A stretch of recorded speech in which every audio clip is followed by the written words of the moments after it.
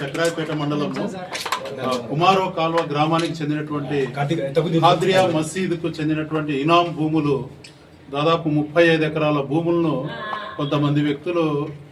అక్రమంగా తమ పేరు మీద రిజిస్ట్రేషన్ చేసుకొని ఉండడం జరిగింది.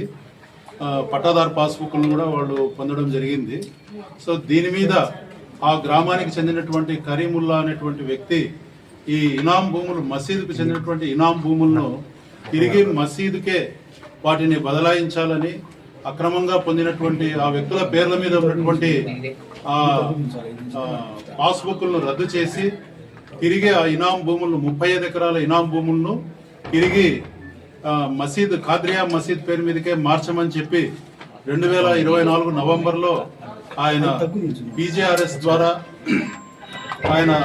ఒక ఫిర్యాదు కడప జిల్లా కలెక్టర్ గారికి ఫిర్యాదు ఇవ్వడం జరిగింది. సో ఆ ఫిర్యాదు మీద